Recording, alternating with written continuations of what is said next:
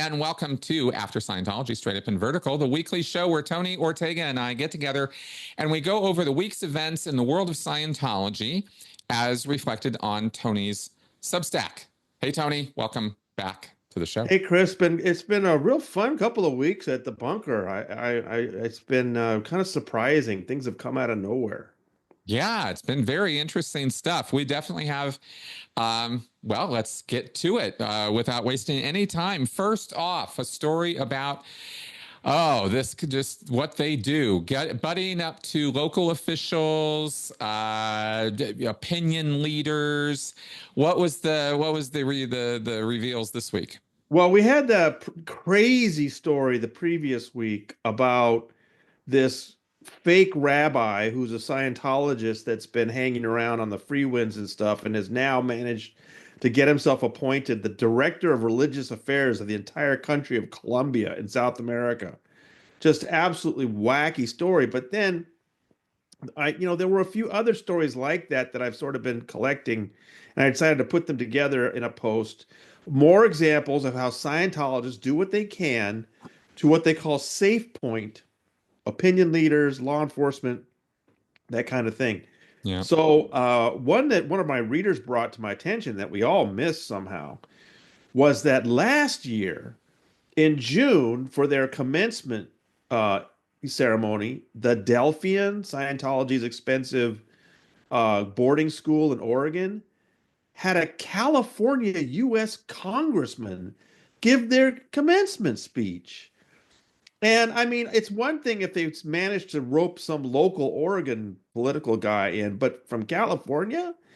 And it was kind of interesting that this guy is the congressman for San Bernardino County. He actually is in Big Bear Lake, which of course is very close to the CST headquarters, secretive compound in Twin Peaks. I don't know if there's a connection, right. But why is a California Republican congressman who's known for having an advanced degree in artificial intelligence and having started a video game company, why is he going up to Oregon to give the graduation speech at a Scientology school? So I thought that was odd, and it's a shame we didn't catch it last year. But that's, hey, David Miscavige must be thrilled that they got a congressman to give that speech. That was one example. Yeah. Another example were these, wildfires in LA that have been so devastating. And of course, we knew Scientology would be all over it with their volunteer ministers trying to turn a disaster into a PR opportunity for Scientology. And I remember a few weeks ago, I had reported that after the fires died down, Scientology now shifts into awards mode, right? And they were giving awards out on L. Ron Hubbard Way. Well, then I got the flyer that or Freedom Magazine wrote a story about how they continued in that mode and had this big gala at the Valley Ideal Org to hand out these little trophies to various firefighters. And look, I don't want to criticize these firefighters. They may have no idea who's giving them these awards. But once again, Scientology is trying to turn this disaster into a PR opportunity. And then my third example was very much like the situation in this country of Colombia. There's a wonderful journalist in Mexico right now that's doing some great work about how Scientology, Mexico is one of those places where Scientology seems to be having some success as it's, dying in the United States. And they managed to get a Scientologist as the Secretary of Infrastructure in the third largest state of Mexico. And not only is he in state government, this guy's the executive director of a Narcanon at the same time. Wow. Yeah, third largest state. So one of my sources said this would be like if the Secretary of State for the state of Illinois was a Scientologist and was running a Narcanon on the side. Can you imagine? So those were three examples, recent examples of how it doesn't matter how much Scientology is struggling with recruitment or staffing. They are always going to push these initiatives and try to get these clueless politicians roped in and to set up these relationships. And I mean, that's just built into their DNA, right, Chris? Oh, absolutely it is. And this is this checks a lot of boxes for Scientology. Public acceptance, public acknowledgement, positive media, which they measure, at least when I was in, by inches of media Maybe they've changed that for some digital thing now, but they literally measure volume of media about Scientology in a positive way or in a positive light. So there's a lot of work that it incentivizes a lot of this kind of work. Um, there's also a protection aspect of this when you are getting positive press with public figures, government officials, things like that. It gives you certain degrees of protection, of layers of protection for things. Ooh, they have a senator on their side. It does say that to people. I mean, whether it's true or not doesn't matter. That's what it says. And I'll say also, just in terms of the little twist on this, that plenty of other people do, but it's such a influential trick, is yeah, get them in to give them an award. Who isn't going to show up to get an award? You Right. know, even Right. Halle Berry showed up for her Golden Raspberry, right? For Catwoman. People show up for awards. So, so of course, as you said, these firefighters are blameless in this to show up for getting awards for doing their job. And it looks like if we weren't, if we didn't know, I swear to God, if we weren't so cynical about this because we know how Scientology approaches this, it would look like positive community outreach and interfaith work and, the standard kind of churchy stuff that you're supposed to be doing. But we have to call it out because we know how cynical Scientology is about this. And that's kind of what's really going on. I have to wonder about the safe pointing with that one senator who just happens to be from San Congressman. Bernardino, who just happens to be where CST is. Those dots immediately connect. For him to travel up to Oregon, I Well, have to wonder. we'll have to keep an eye on this guy. That I was not familiar with him. Now I've read a little bit about him, and we'll keep an eye to see where he goes. I think in today's climate, he's considered kind of a moderate. He's not too rabid, crazy. Right. Um, today's today's scale is so off the charts, Yes. but he's an interesting guy, and it is interesting that he would go to another state to give a commencement address at a Scientology school. What is going on? Yeah. So yeah, Yeah. and then with the firefighters, um, Scientology is handing out trophies to these guys, and they may think they're there because they're being honored for their work, but this is all about Scientology. In the Freedom magazine, it's all about Scientology congratulating itself. And the Freedom magazine article literally goes into about how the reason why the volunteer ministers were so valuable because they were on the front lines giving assists. That's this faith healing, laying on hands garbage that L. Ron Hubbard dreamed up. Okay. Yeah. So I don't even know if these firefighters realize that's what Scientology's using them for, to promote the idea that Scientology somehow has some technology that actually helps. So that's what's really going on. Yeah, absolutely. And again, we just can't, you can't expect these folks to know, these firefighters. I mean, it's just faith. Okay, whatever. It's church. Okay, whatever. Right. Anyway, those shenanigans, those guys. Okay, now another story this week, a little behind the scenes on something you reported on last week, I believe, which was the what happened in the judge's chambers with the Whitney Right. Mills. What did Yeah. we, So what's, yeah, yeah. So Mark Bunker went to this hearing.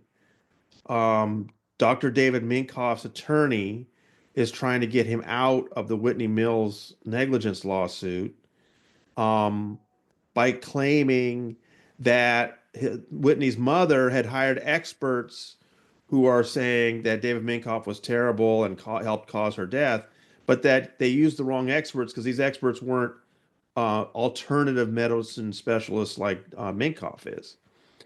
And the judge held this hearing in his chambers, and Mark Bunker was great that he got down there, got to see it, told us about it, and the judge denied it. Well, what the new item is that Layla Mills' attorney, Ramon Rasco, I think he calls himself Ray Rasco, filed the transcript from that 1 hour hearing in the court case. And so I downloaded it and it's free. Thank goodness. California, I wish LA courts were like that, but Florida, it didn't cost me anything. And it's like 70 pages, but it's only an hour hearing, not too long. And so we can actually read what the judge and the attorney for David Minkoff and the attorney for Ms. Mills said to each other. And I just find that fascinating.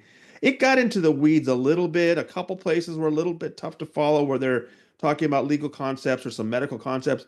But I think in general, it's not very difficult to read. And you can really see this attorney for Minkoff pushing the idea that they really are required by Florida law to bring in an alternative medicine specialist.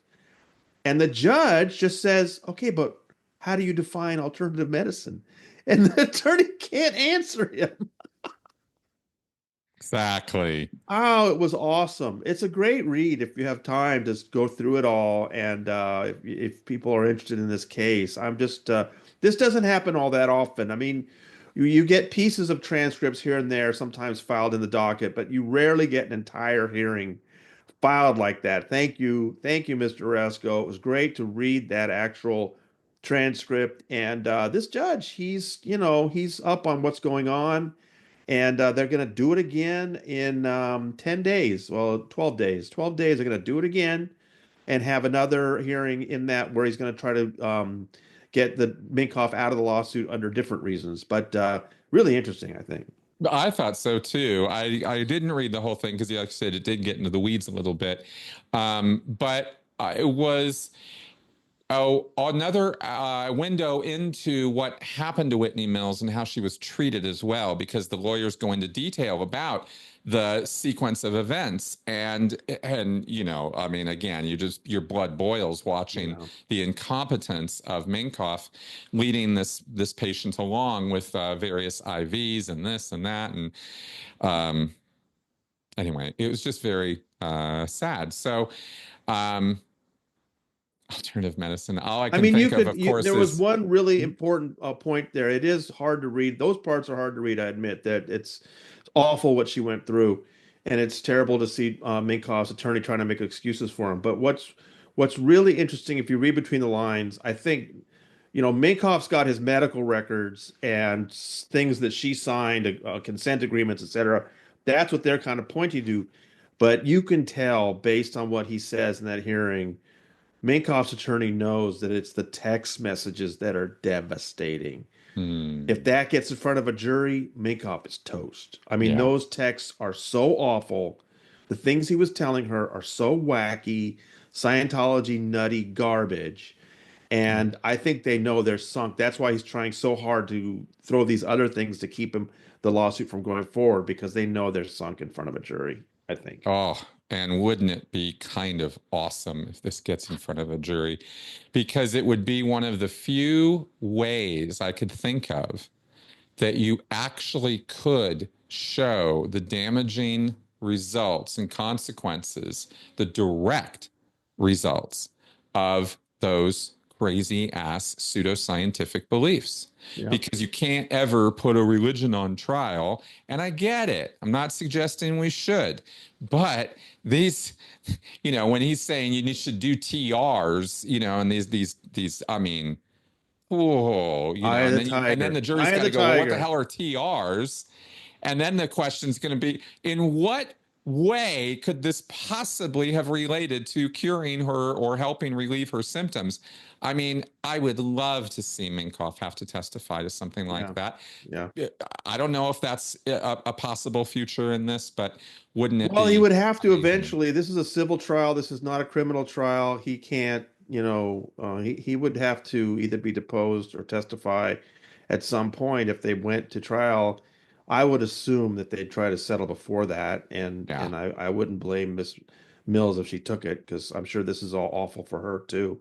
And that was one of the things that came out in this transcript, was that Ramon Rasco said that, part of that pre-lawsuit period was she made herself available to answer questions, and it was horrible for her. Exactly. Well, if she has to go through that, so does David Minkoff, and that's what I'm looking forward to. Well, for sure. It's a difficult process on all ends. I hope it occurs to me right now that if this starts moving in a direction of not settling for some reason, that she does not start receiving sort of one imagines the evil eye of Mordor, fair gaming her, from Scientology directly. That's the tension she doesn't want. Um, I think you're right about the settlement, and I think it's going to settle long before it were to get to something like that, because she's not on some crusade against Scientology in this. Well, all right. Now, this one was, whoa, I was really blown away by this one. This was Albuquerque. Oh, This was Tesla's. This was an inflaming story, so to speak. What do we got yeah. here? So last Monday, the Department of Justice made public the fact that they had arrested a man in Albuquerque over a couple of arson fires in New Mexico, one at a Tesla dealer showroom, and the other was at the headquarters of the New Mexico Republican Party. And there was all kinds of graffiti about Elon and ICE and all this stuff. So very clearly, somebody unhappy with the current White House administration and Elon Musk and Doge, and they committed crimes to get their point across. So they arrested this 40-year-old man, I believe, by the name of Jameson Wagner. They revealed it on Monday, and by Tuesday, it was this media feeding frenzy because not only had they said that they'd caught this guy and they had all this evidence that he was tied to the crime, but that his online he was part of something called 500 Queer Scientists, and on his driver's license he's wearing lipstick. So the New York Post and some of these other media organizations were going wild with the idea of this, gay radical arsonist, and it was just like catnip to, a lot of people, the audience. So while that media frenzy is going on, I heard from some sources who said, listen, this guy was a staff member at the Albuquerque org. And then the more I looked into it, the realize he's part of a family that we know, that his father, Randy Wagner, is actually somebody that showed up in my website because he'd written this terrible disconnection letter to his sister. So who had left Scientology. So it was just, wow, this and in 2017, when Randy wrote that letter, he talked about his sons being, you're harming us, our Scientologist family, including my sons. So in 2017, 8 years ago, Randy Wagner was referring to his son as a Scientologist. And I found records showing that back in 2002, Jameson had done some courses as a staff member. And one of the sources that remembers him being at the org in the 2002 to 2008 period. So look, there's no question that Jameson Wagner grew up in a Scientology family, was heavily involved for decades. I don't know what his involvement has been the last few years. Right. Um, we don't want to make assumptions, but Chris, if somebody grew up in it, they've been a staff member, their parents are hardcore. Usually it means they probably still have some association, but he may have come out. I don't know. I'm trying to find that out. All I know is this guy, there's no question, has a heavy Scientology background. And now he's like one of the most wanted criminals in the country. Could not have committed this crime at a worse time because, Pam Bondi's going to make an example of this guy and get him sent away to prison for 40 years or something. So just crazy. And then, of course, the thing that makes it so strange, Chris, we've talked about this. Scientologists tend to be conservatives. They tend to be conspiracy-minded conservatives in the Alex Jones mold. There's just no question. Of course, we know Scientologists who lean left, but they're vastly outnumbered by the majority. The LA Times reported that the precinct that includes Big Blue in downtown Los Angeles was the only precinct in the entire city of Los Angeles that went for Trump in 2016. I mean, there's just real evidence that Scientologists tend to lean right. L. Ron Hubbard himself was a classic mid-century red baiting reactionary who That's right. was very tight with the apartheid regime in South Africa. So it's really surprising to see what might be a gay radical political Scientologist who's torching Tesla showrooms. It just doesn't fit Well, with what we let me usually see, right? well, it's okay. Yes, you don't usually see this, and yet let me throw a scenario at you. And this is not implausible to me. We'll see what comes out in the wash on this. As you said, Pam Bondi, I mean, I was thinking the same thing. This is the worst possible time for this guy to be doing this stuff and getting caught at it. And please don't take my words, any of my words, as an endorsement of this kind of activity. We do not endorse this in any way. Nope. The vandalization and criminal activity. Now, that all being said, if this man is wearing lipstick on his driver's license and is now out and is openly gay, I'm going to, go out on a limb and say he may be an ex-Scientologist. Yeah. And as an ex-Scientologist, there's an interesting thing that can happen. And let me throw it at you, right? Which is, I've seen this tens, hundreds of times over the last 10 years working with ex-cult members. And that is that when you come out, what tends to happen, doesn't always happen, but it happens a lot, is a polar opposite shift in politics, ideology, belief. People go from ardent believer to ardent atheist. Yeah. In the religious world, this happens all the time. Interestingly, the more ardent they were, this is my supposition, but the more ardent they were as a believer, the more ardent they are as a non-believer. And Jameson Wagner is a name I remember. Certainly, I'm funny because of Sylvia and Tim and the connections. You find yourself within 2 or 3 degrees of separation of almost everybody in Scientology in one way or another. And sometimes in multiple ways. And this guy Jameson is Albuquerque was an org that was under management that I used to work under, so I'm familiar with the Wagner family only from having it be written down. I just about fell out of my chair when you connected the dots for me on who this guy is, and I went, whoa. So my thinking here is that if he came out of Scientology, changed in the way that a lot of people do. It's not unusual at all. I'm not talking about some outlier here. Maybe he went so extreme, right, that he self-radicalized or was part of some group that was radicalizing. I'm very, very interested in your follow-ups on this one. Yeah, well, Because I think there's, I'll keep an eye on the court docket. I'm not sure how much more we're going to learn about that. Um, and I feel for the family. I mean, this is really they don't want the attention like this, and it's a family member of theirs facing serious prison time for basically some stupid political acts, which uh, yeah, very I bad know, situation. And I know.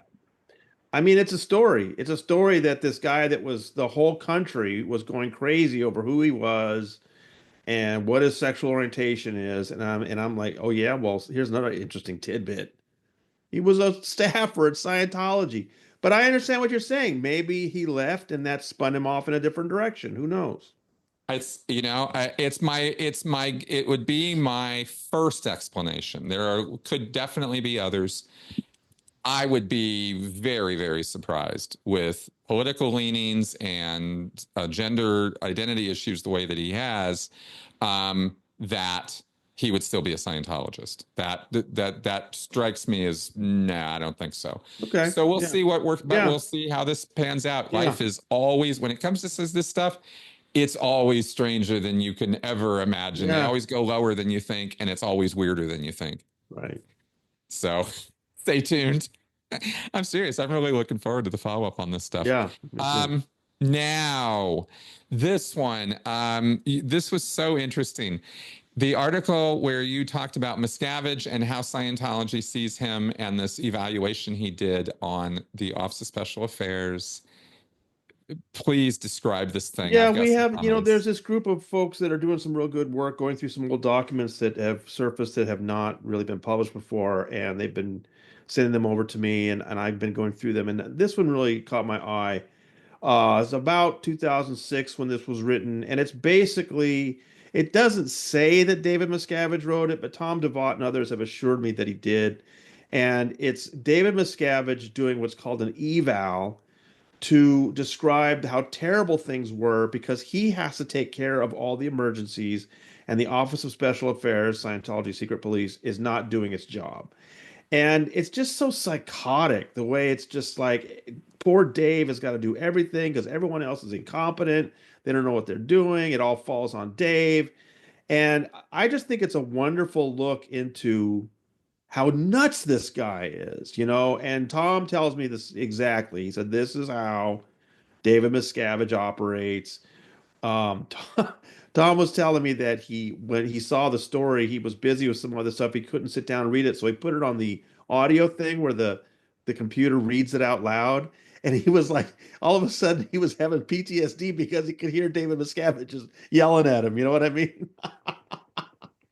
So that's what this I document is definitely like. do. You got to go to tonyortega.substack.com, take a look at this story about Miscavige. It was probably the most read story all week. People were fascinated by it. And you talk about a real good glimpse into the mind of Dave Miscavige. And this is in 2006. This is before the Truth Rundown. This is before Going Clear. This is before Leah's show. So imagine the tantrums he's been throwing in those years when, you know, in 2006, when things weren't that bad, he's screaming at people about how he has to do everything. They're all a bunch of incompetents. And then can you imagine being part of that crew that's been working with him all these years and have to put up with that all the time? No wonder people defect.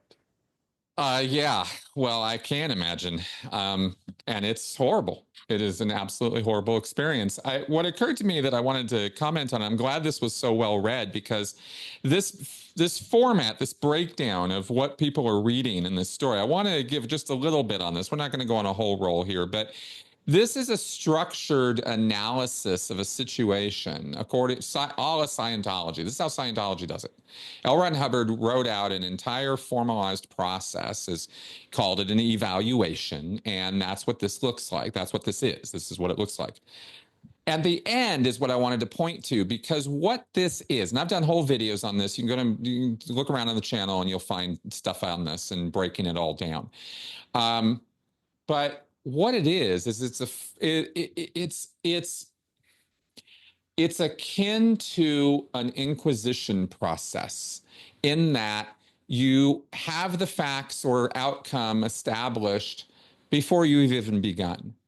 And this is a formalized process of showing, proving with evidence this point is true and it's wrong. This point is true and it's wrong. And then you did this and it was wrong. Bong, bong, bong, right? Here's all these points of why you're an asshole. Pardon my French.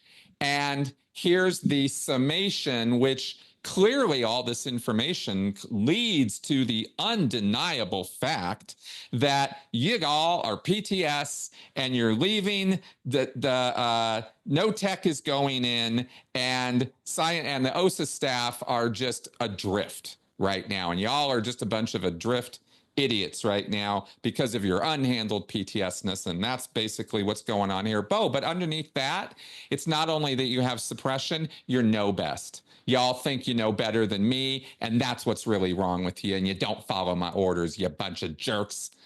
And that's really, at the end of the day, that's what this is in writing in a very formalized way that people can't argue with. And I'm just going to say that having dealt with people who come out of these situations, this kind of formalized process makes it 5, 10 times worse to get over it because there's so much authority laid into this. It's not just some dude yelling at you.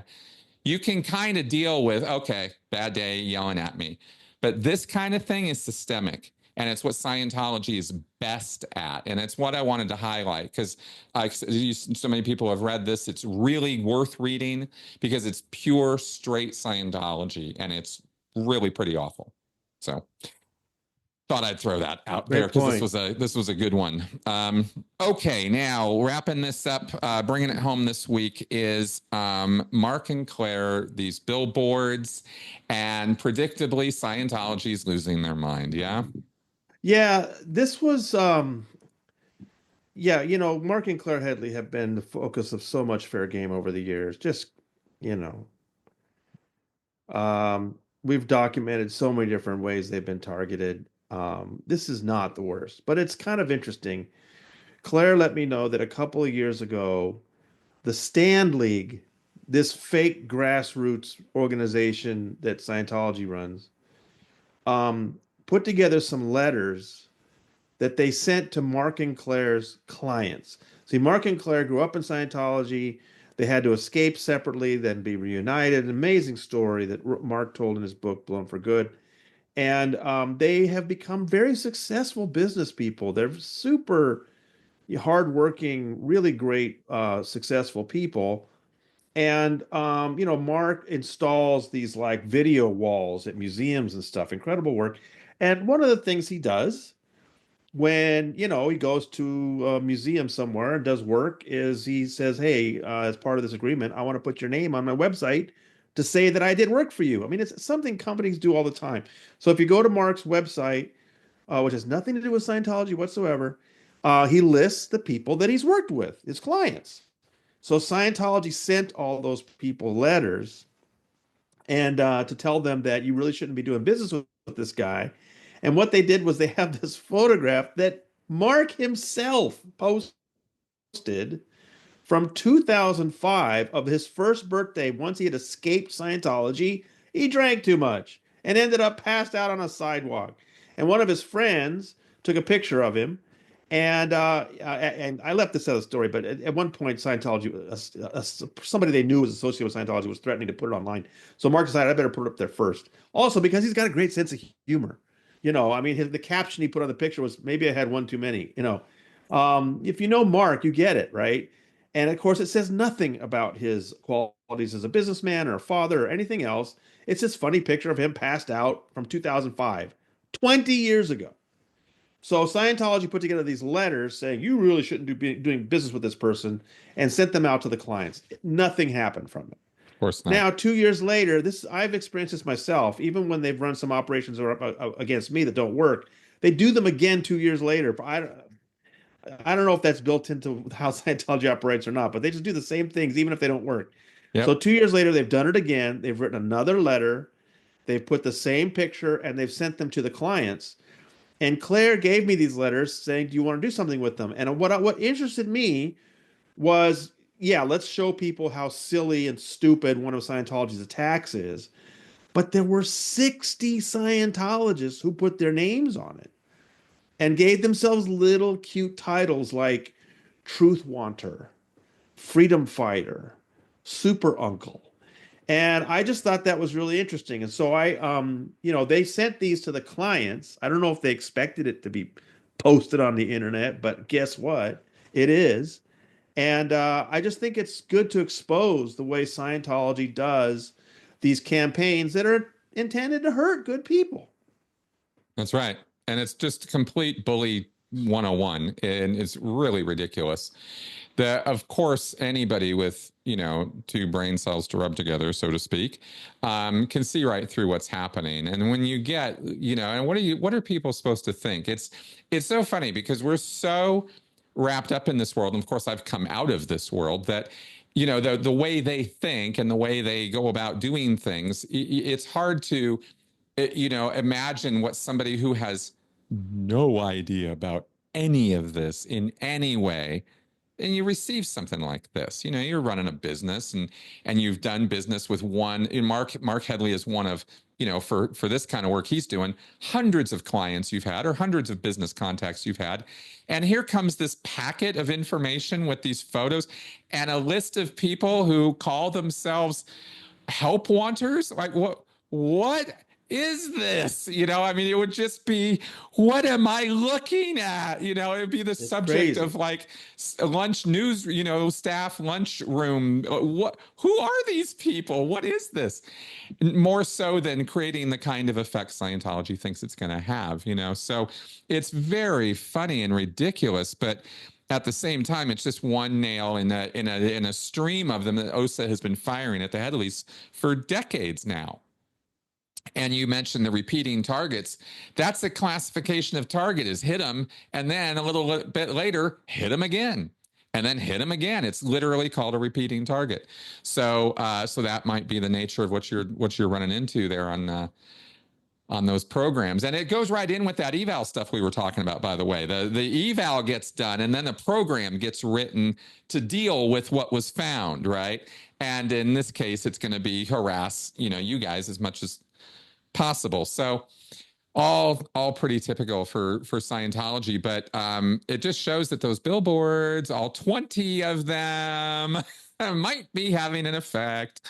So good on the aftermath, and Claire and Mark for doing that work. All right, Tony, now what are we looking at for this next week, we think? Any previews of anything? All I can say is I have a fun little surprise for Monday morning. It'll be up by the time you post this video. Yep. So please come by tonyortega.substack.com, and you're going to see a very fun story first thing Monday morning. Awesome. And I hope y'all are enjoying the new format. I'm putting a little bit more time in on the editing on the show here. I loved your comments from last week on noting the format change. We'll be keeping this in. I love the idea of this being thought of as like a news magazine style show. I think that is perfect. So thanks for your viewership and your support out there. Please tell your friends about the show.